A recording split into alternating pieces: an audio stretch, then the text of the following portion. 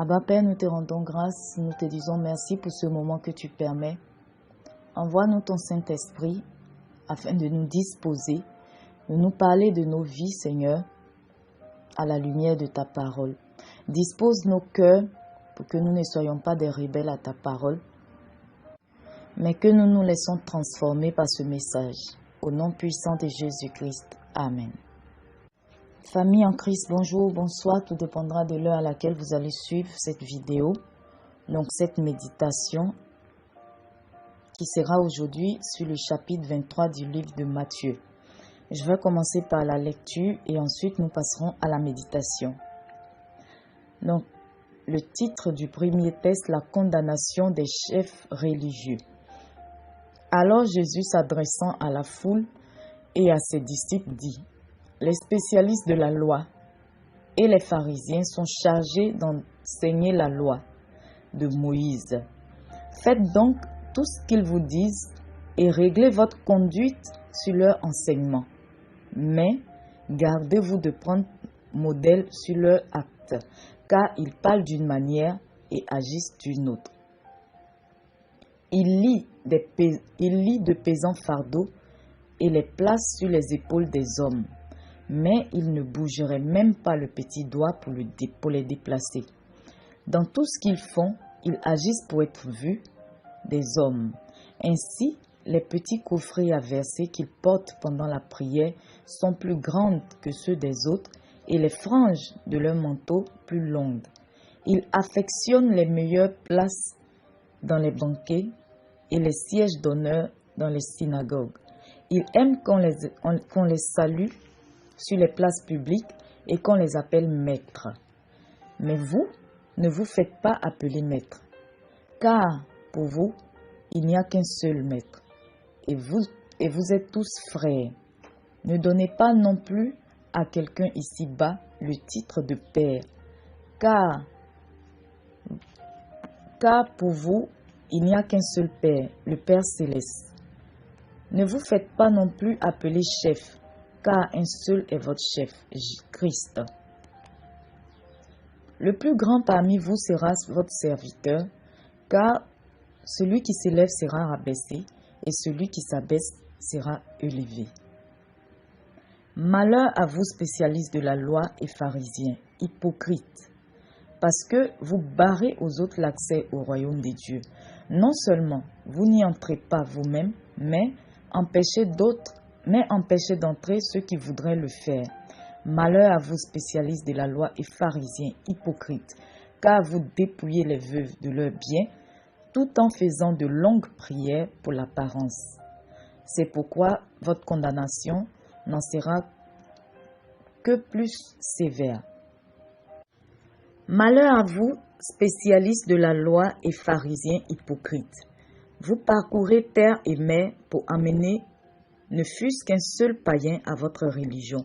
Et quand vous l'avez gagné, vous lui faites mériter l'enfer 2 fois plus que vous. Malheur à vous, guides aveugles. En effet, vous dites, si quelqu'un jure par le temple, il n'est pas tenu par son serment. Mais s'il jure par l'or du temple, il doit tenir au serment. Insensé et aveugle que vous êtes. Qu'est-ce qui est plus important, l'or ou le temple, qui rend cet or sacré? Ou bien vous dites, si quelqu'un jure par l'autel, il n'est pas tenu par son serment. Mais s'il jure par l'offrande qui est sur l'autel, il doit tenir son serment. Aveugle que vous êtes. Qu'est-ce qui est plus important, l'offrande ou l'autel qui rend cette offrande sacrée? En effet, celui qui jure par l'autel, jure à la fois par l'autel et par ce qui est dessus.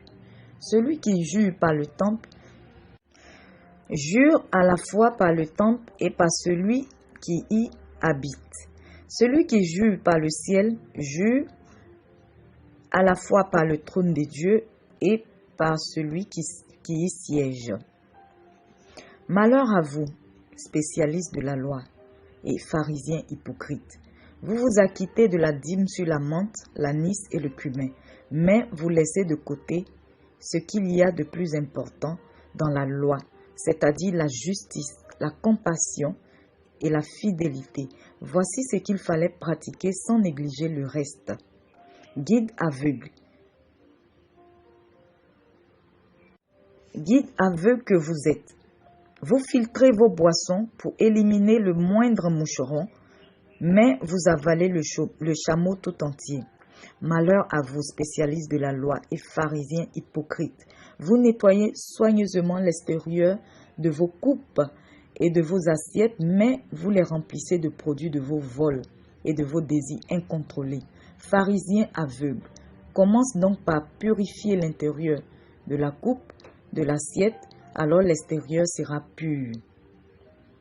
Malheur à vous, spécialistes de la loi et pharisiens hypocrites.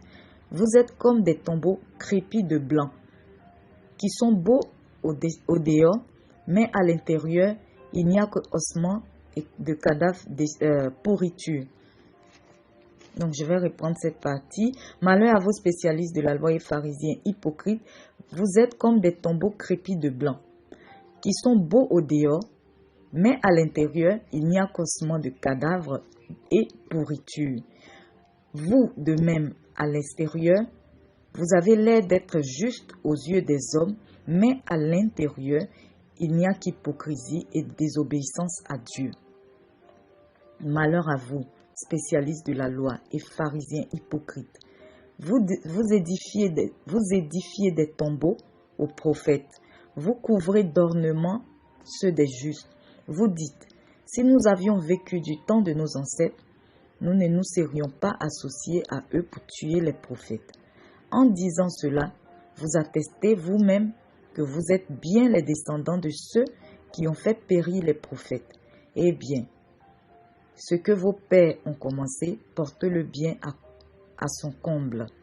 Serpents, race de vipères, comment pouvez-vous penser que vous éviterez le châtiment de l'enfer? En effet, je vais vous envoyer des prophètes, des sages, des spécialistes de l'écriture. Vous allez tuer ou crucifier les uns, fouetter les autres dans vos synagogues et les persécuter d'une ville à l'autre, pour que retombe sur vous le châtiment qu'appelle le meurtre de tous ces innocents, depuis celui d'Abel le juste jusqu'à celui de Zacharie, fils de Barachi, que vous avez assassiné entre le temple et l'autel du sacrifice. Oui, vraiment, je vous l'assure, le châtiment mérité par tous ces meurtres retombera sur les hommes de cette génération. Donc le deuxième titre, Lamentation sur Jérusalem. Ah, Jérusalem, Jérusalem, toi qui fais mourir les prophètes et qui lapides ceux que Dieu t'envoie. Combien de fois j'ai voulu rassembler tes habitants auprès de moi, comme une poule rassemble ses poussins sous ses ailes. Mais vous ne l'avez pas voulu. Maintenant, votre maison va être abandonnée et restera déserte.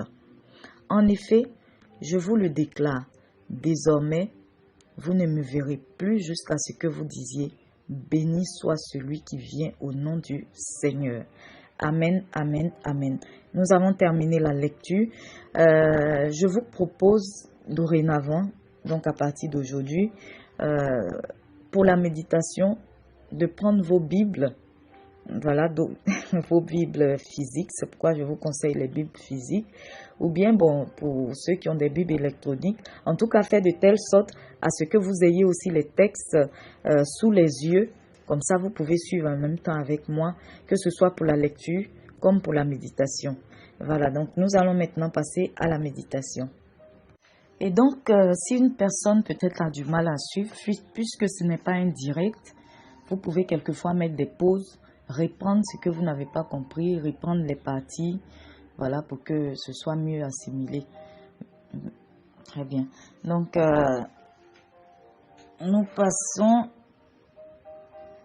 nous commençons par les versets 1 à 3. Donc, c'est le chapitre 23 de Matthieu. Donc, dans ces versets de 1 à 3, Jésus nous invite à nous focaliser sur l'enseignement, tant qu'il est biblique en tout cas. Donc, tant que nous recevons un enseignement qui est biblique, nous devons plutôt nous focaliser sur cet enseignement-là et non sur les personnes qui donnent ces enseignements. Donc, pour faire simple, lorsqu'une personne est en train de te passer un message, par exemple, on prend un exemple simple. Là, par exemple, moi, je suis en train de faire une méditation. Voilà. Donc, l'intérêt pour ceux qui vont écouter, c'est d'écouter ce qui est dit dans ce message-là, et non d'étudier ma personne. Non d'essayer de prendre exemple sur ma personne pour dire, mais c'est la même là. Voici comment elle se comporte.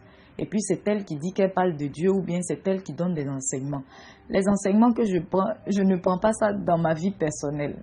Personne n'est parfait. On essaie tous de mieux se comporter, mais on peut avoir des failles, on a des forces, on a des faiblesses, on a des qualités, on a des défauts.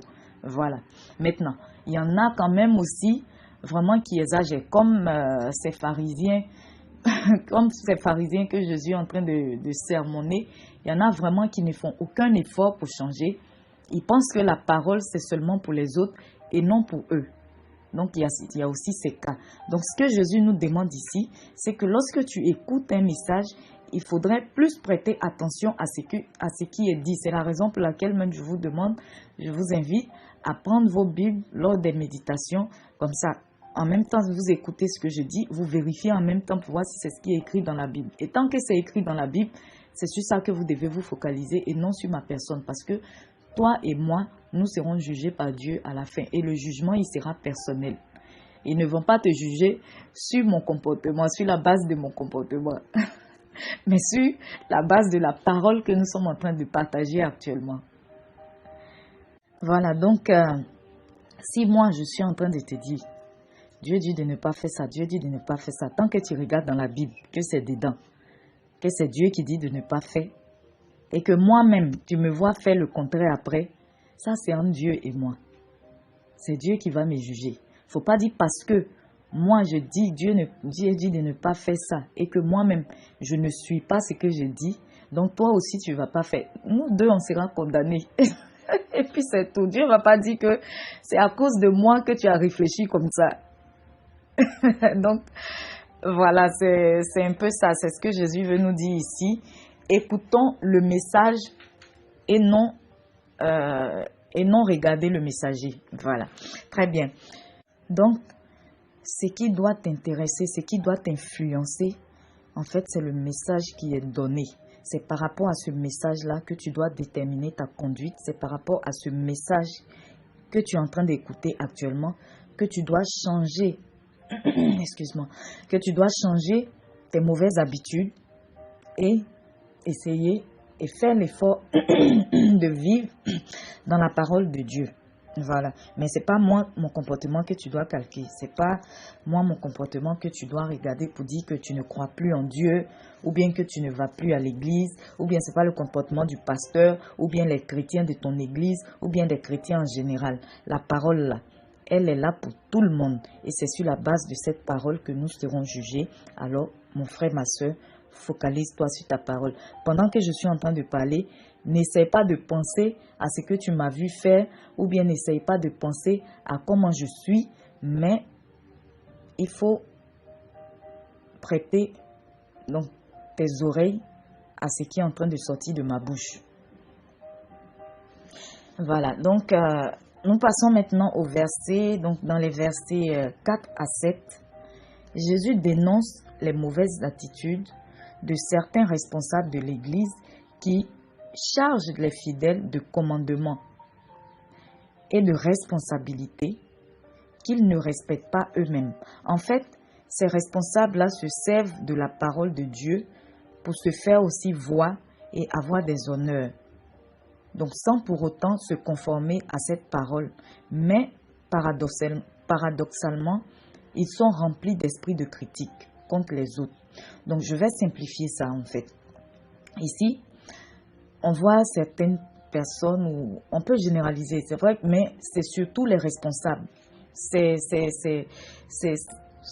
versets-là s'adressent surtout aux responsables, mais on peut généraliser à tous les chrétiens.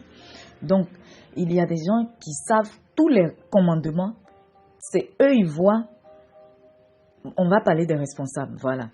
Par exemple, dans une église où les responsables, ils sont tout le temps en train de mettre les gens sous discipline, en train de tout le temps prêcher sur les commandements, de rappeler les commandements aux gens. Mais eux-mêmes, ils n'arrivent même pas à respecter ces commandements-là. Ils sont tout le temps en train de faire prendre des engagements aux gens, surtout financiers. Les gens doivent toujours apporter. Il y a toujours des cotisations. Il y a toujours des choses à faire. Et ces choses-là, même généralement, ce n'est même pas pour l'œuvre de Dieu. Ils vont même te dire, peut-être ma fille, je vois une bénédiction dans ta vie. Tu dois me faire une offrande. Tu dois bâtir un hôtel. Voilà un peu l'expression de plusieurs. Tu dois bâtir un hôtel. Je vois un esprit de mort derrière toi. Tu dois bâtir un hôtel. Et la personne étant effrayée, qui ne veut pas mourir, elle va venir donner de l'argent, tout ce que ce serviteur ou bien cette servante va dire, elle sera obligée d'obéir, même pas par une naturelle obéissance, mais par la peur, par la crainte. Et ils se servent de la parole de Dieu et de certains titres pour avoir des privilèges, pour avoir des honneurs, pour être vénérés, pour être même quelquefois adorés. Donc c'est ce que Jésus dénonce dans ces versets-là. Nous allons passer au verset 8 à 18. Les versets 8 à 10. Donc dans lesquels Jésus interdit à tout homme de prendre la place de Dieu, car Ésaïe 42, le verset 8, nous dit que Dieu ne partage pas sa gloire. Donc je vais faire la lecture de ce texte. Ésaïe 42, le verset 8. Je suis l'Éternel, c'est là mon nom, et je ne donnerai pas ma gloire à un autre, ni mon honneur aux idoles. Donc voici ce que Dieu dit. Alors mon frère, ma soeur, si tu es dans une église où le ou la responsable se fait passer pour Dieu, se fait adorer, c'est qu'il ne fait pas partie du royaume de Dieu, vu que lui-même, il a déjà son royaume, et dans le royaume de Dieu, il n'y a pas plusieurs dieux. Alors mon frère, ma soeur, je vais t'inviter à sortir de là, car tu es sur la route de l'enfer. Là où Dieu n'est pas, il n'y a que deux possibilités après la mort. C'est le paradis de Dieu ou l'enfer du diable. Donc si tu n'es pas sur la route du paradis, c'est sûr que c'est sur la route de l'enfer que tu es. Donc dans les versets 11 et 12, c'est une explication du livre de Jacques au chapitre 4, les versets 6, qui dit que Dieu résiste aux orgueilleux, mais fait grâce aux humbles. Donc j'espère que vous avez en même temps vos Bibles aussi pour suivre. Celui qui va s'élever sera rabaissé, et celui qui va s'abaisser sera élevé.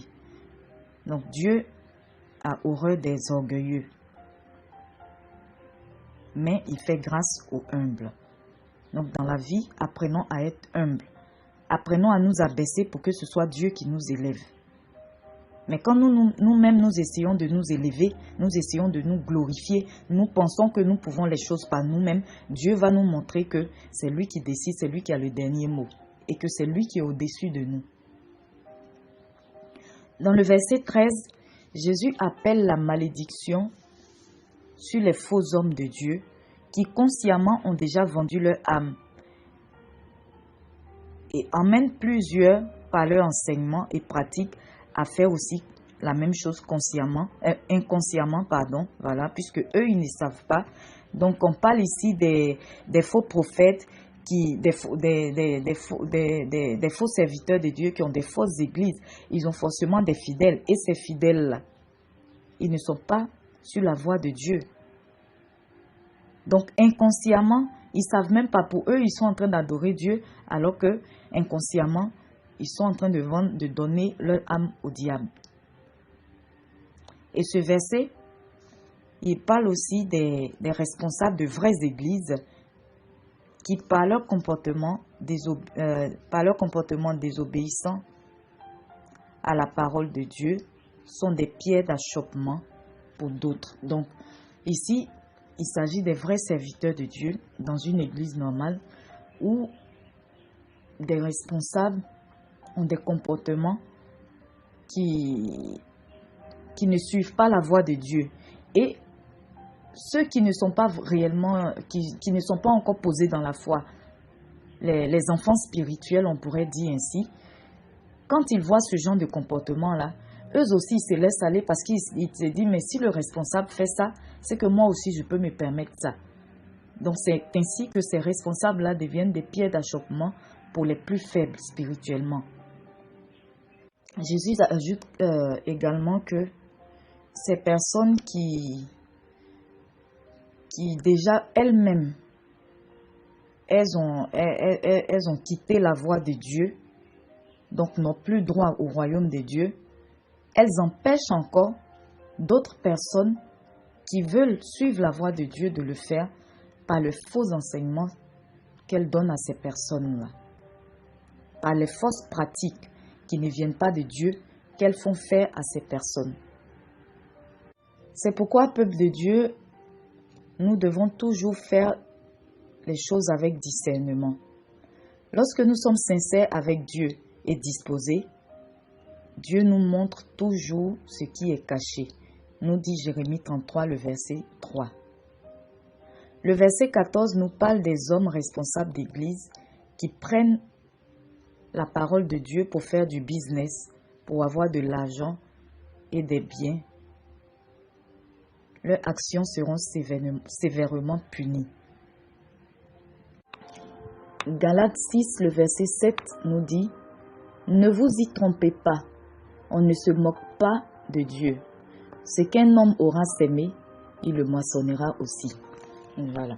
Donc voici le châtiment qui est réservé aux personnes qui utilisent le nom de Dieu, qui utilisent la parole de Dieu pour se faire de l'argent, pour s'amasser des biens sur la terre ici. Le verset 15 nous parle des fausses églises, des faux prophètes qui évangélisent. Donc je mets évangélise entre griffes, puisque ce n'est pas une vraie évangélisation pour gagner des âmes à Dieu, mais plutôt à l'ennemi, au diable.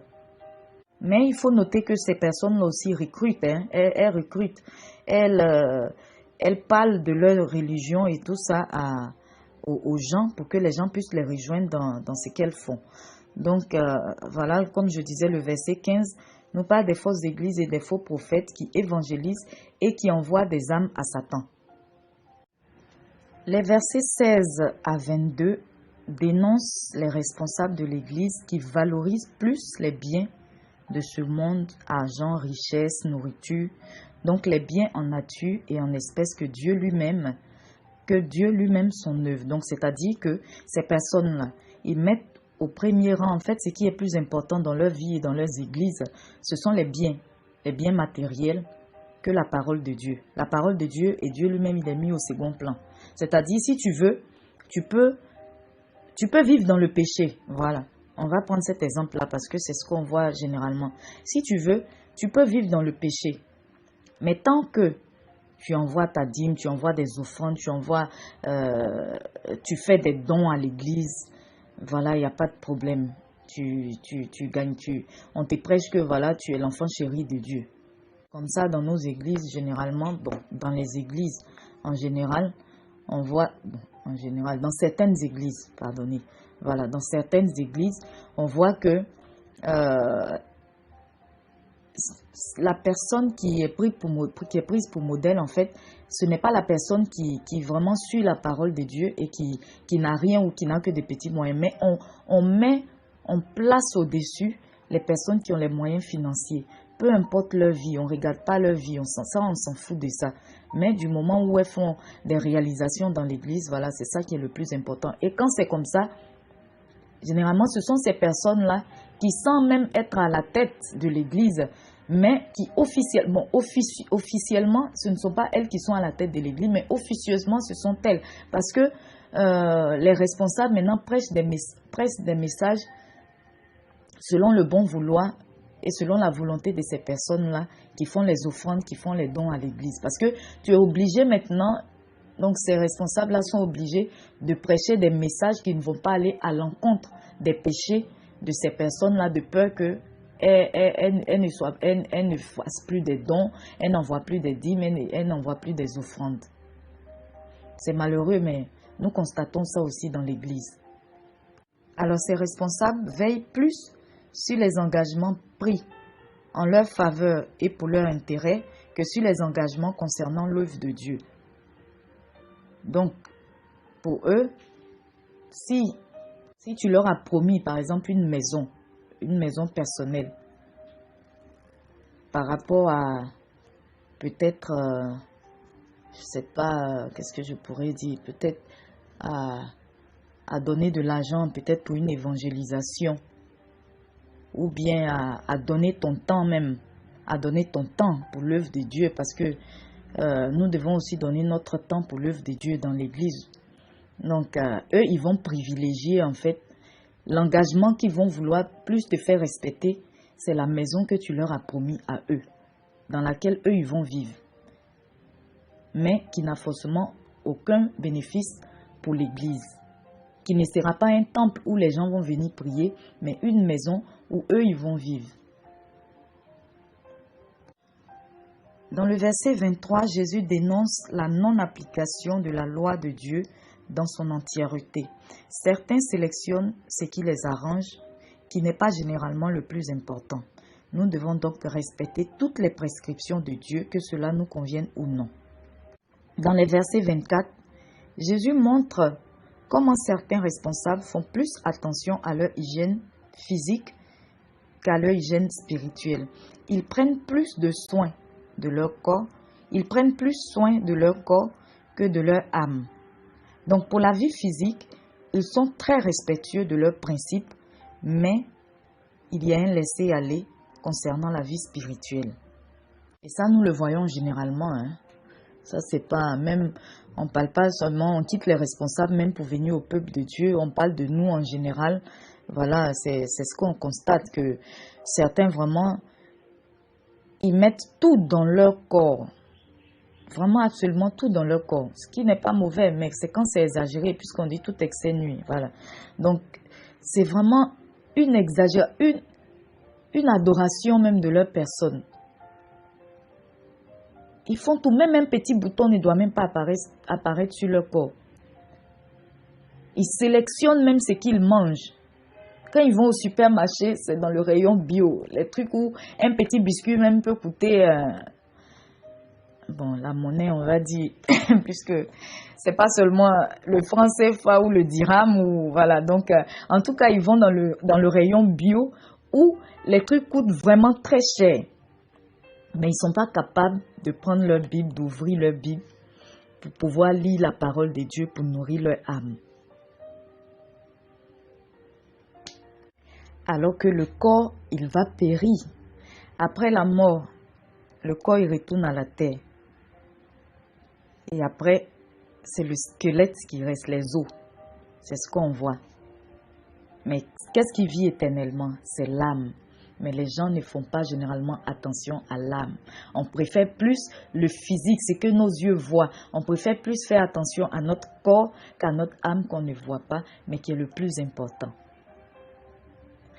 Et donc, dans les versets 25, en tout cas, que Dieu dispose nos cœurs et qu'il nous dispose au changement, à la transformation de notre vie par sa parole. Et donc, dans les versets 25 à 28, Jésus montre la contradiction entre l'extérieur et l'intérieur de certains responsables d'église. Et on pourrait même étendre cela à certains chrétiens qui montrent une personne extérieure, donc elle n'est pas,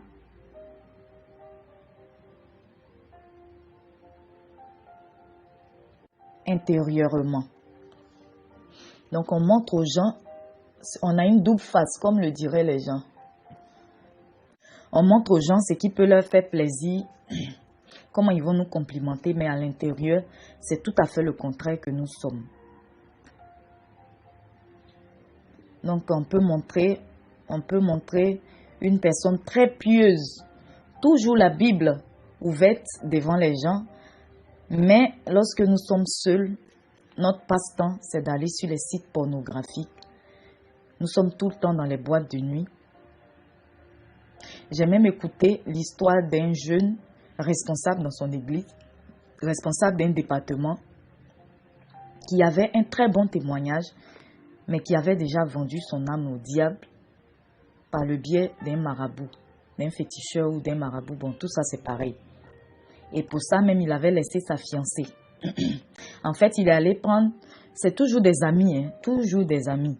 Il a un ami, bon, c'est un de ses amis qui racontait l'histoire en fait. Donc, qui voulait l'aider à sortir de cette vie-là. Lui, celui-même qui racontait l'histoire, lui, il dit, bon, il croit qu'il y a un Dieu, mais il n'était pas vraiment impliqué par rapport à l'autre qui visitait les marabouts et qui était vraiment impliqué à l'église, qui était responsable. Voilà, donc c'est un ami qui les a approchés comme les gens ont l'habitude de faire sur Internet, voilà, j'avais des problèmes de mariage, le maître a fait ceci, il a fait cela, donc je vous invite à venir le voir aussi, à venir le consulter pour qu'il vous aide, ce genre de bêtises-là. Donc c'est comme ça, l'ami les a approchés, mais celui qui n'était pas vraiment chrétien impliqué, lui, il n'a pas suivi. Il dit, ah mon cher, même si je ne vais pas vraiment trop à l'église, mais en tout cas ça là aussi, là, je ne vais pas me mettre dedans. Et celui qui était responsable, qui était vraiment très impliqué à l'église, il est allé prendre une poudre chez le marabout pour que le marabout, pour envoûter donc les gens de sa société, pour que il soit sur son emprise, pour que tout ce qu'ils disent, ce soit parole d'évangile pour eux, que ce soit oui et amen. Mais la condition, parce que l'ennemi, il ne fait jamais rien pour rien. La condition, c'est que personne de son entourage proche ne devait être en contact avec cette poudre-là.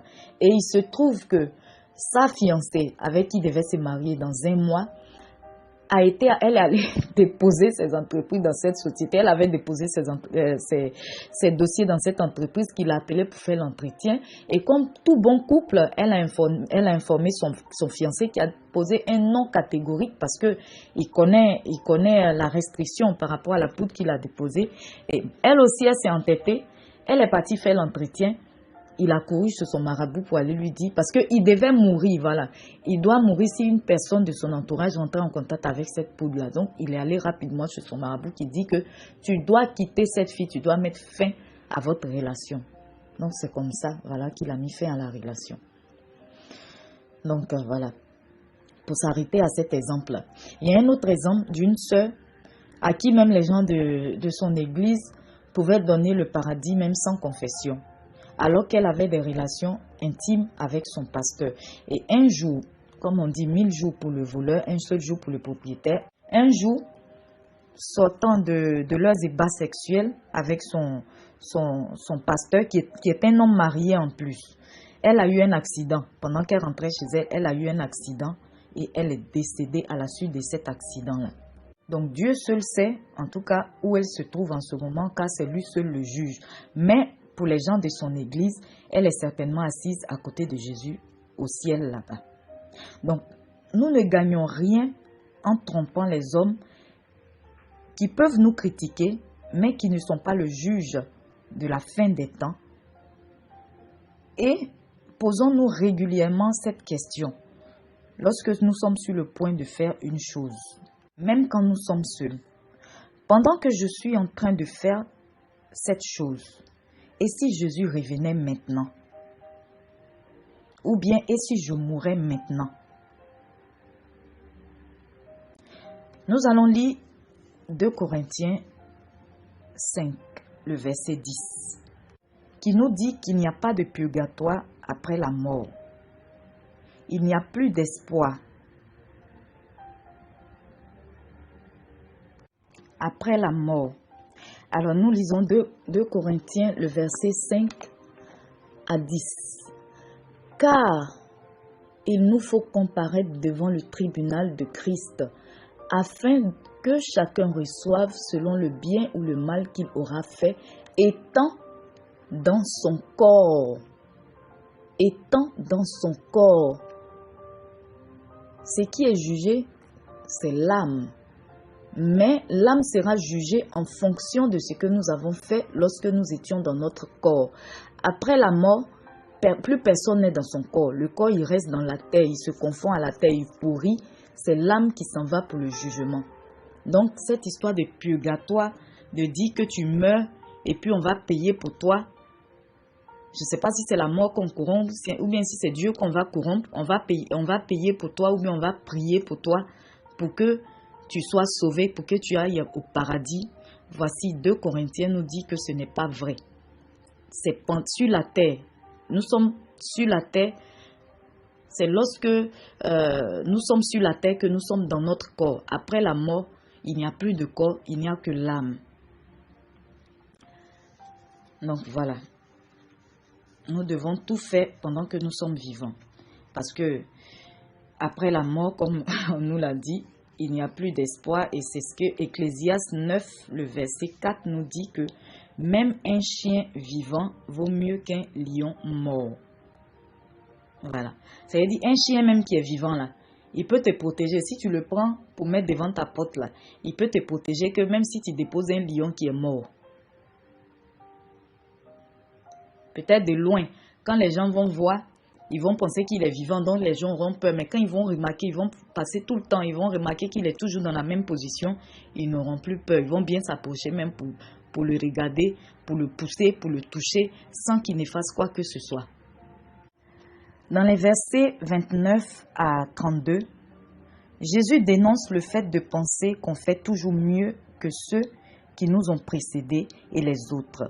On critique les autres pour ce qu'ils ont fait et on dit qu'on ne fera jamais pareil. Pourtant, on ne fait pas mieux, même si on ne fait pas pareil, même si on ne fait pas la même chose qu'eux, mais ce que nous sommes en train de faire, ce n'est pas forcément mieux. Ce n'est pas forcément la bonne voie, ce n'est pas forcément la bonne attitude. Il y a plusieurs manières de pécher, mais pécher, c'est pécher. Voilà. Tu peux ne pas pécher, avoir le même péché que ton frère, mais ce que tu es en train de faire là, c'est aussi un péché devant Dieu en fait. Donc le verset 33 répond aux personnes qui disent que Dieu est trop amour pour envoyer quelqu'un en enfer. Et dans les versets 34 à 36, Jésus nous montre que lorsqu'une personne refuse d'abandonner ses mauvaises voies, Dieu permet qu'elle s'enfonce sur ces mauvaises voies-là pour que sa punition soit plus sévère. Nous pouvons le voir dans 2 Thessaloniciens 2, 9 à 12 que nous allons lire. L'apparition de cet impie se fera par la puissance de Satan avec toutes sortes de miracles, de signes et de prodiges mensongers. Et avec toutes les séductions de l'iniquité pour ceux qui périssent parce qu'ils n'ont pas reçu l'amour de la vérité pour être sauvés. Aussi, Dieu leur envoie une puissance d'égarement pour qu'ils croient aux mensonges, afin que tous ceux qui n'ont pas cru à la vérité, mais qui ont pris plaisir à l'injustice, soient condamnés.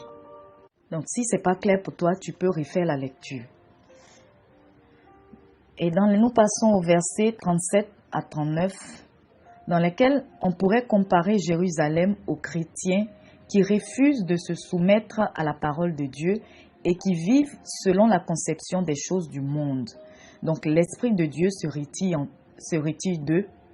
Et là où il n'y a pas l'Esprit de Dieu, il y a la désolation. Donc 1 Corinthiens 3, le verset 16 nous dit que nous sommes le temple de Dieu et que l'Esprit de Dieu habite en nous. Romains 8, le verset 14 nous dit que tous ceux qui sont conduits par l'Esprit de Dieu sont fils de Dieu. Alors, pour terminer cette méditation, mon frère, ma soeur, nous allons nous poser cette question.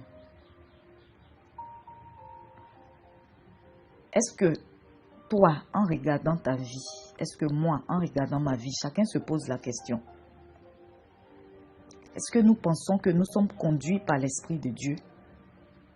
Donc, que la réponse soit oui ou non, chacun aura sa réponse dans Romains 8, verset 14. Que Dieu nous transforme.